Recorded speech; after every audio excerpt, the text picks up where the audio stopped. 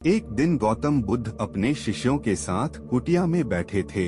सभी शिष्य आज जानना चाहते थे कि मोक्ष कैसे प्राप्त किया जा सकता है।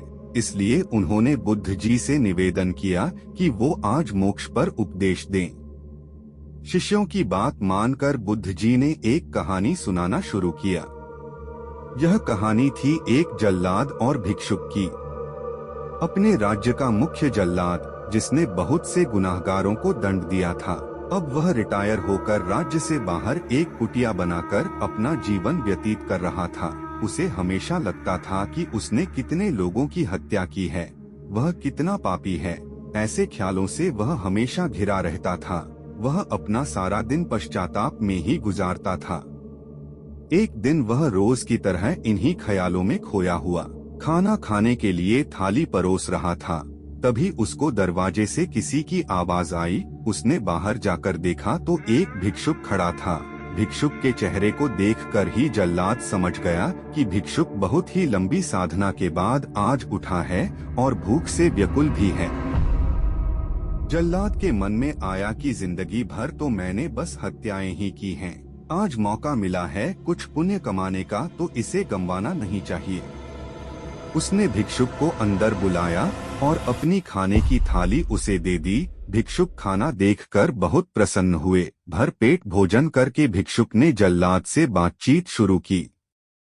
जल्लाद ने भिक्षुक को अपने जीवन की सारी कहानी सुनाई। उसने बताया कि वह कैसा काम करता था, उसने कितने लोगों को फांसी दी और वह सोचता है कि वह कितना बड़ा अपराधी है।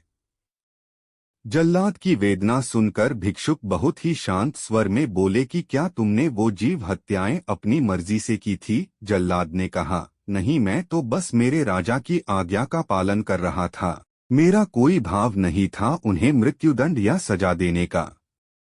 तब भिक्षुक ने कहा, तब तुम अपराधी कैसे हुए?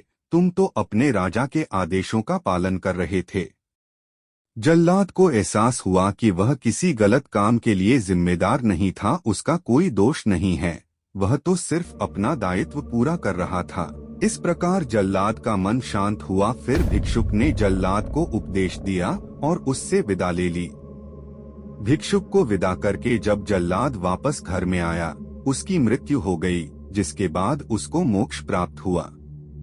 इतना कहकर बुद्ध जी ने कहानी को विराम दिया। सभी शिष्य बहुत ही आश्चर्य के साथ बुद्ध जी की ओर देख रहे थे। किसी को समझ नहीं आ रहा था कि जिसने इतनी हत्याएं की हो उसे मोक्ष कैसे प्राप्त हो सकता है। तब एक शिष्य ने यह दुविधा बुद्ध जी के सामने रखी। बुद्ध जी ने तब शिष्यों को समझाया कि भिक्षुक के उपदेश से जल्लाद को ज्ञान प्राप्त हो गया था। जल्लाद के जीवन में पहली बार किसी ने उसे ज्ञान का उपदेश दिया था, इसलिए मृत्यु के बाद उसे मोक्ष प्राप्त हुआ। अपनी बात को विराम देते हुए अंत में बुद्ध जी बोले, बिना ज्ञान के 1000 शब्दों का उपदेश भी बेकार है, किंतु जब शांत मन से उपदेश का एक शब्द भी सुन लिया जाए तो वह ज्ञान दे देता है और ज्ञान से ही मोक्ष की प्राप्ति संभव है। कहानी से सीख। इस कहानी ने हमें सिखाया कि अपने कर्तव्यों का पालन बिना किसी दुर्भाव के पूरी निष्ठा के साथ करना चाहिए। साथ ही अपना मन हमेशा शांत रखना चाहिए, क्योंकि शांत मन से उपदेश सुनने पर ही वास्तविक ज्ञान प्राप्त हो सकता है, जो मोक्ष की ओर ले जाता है।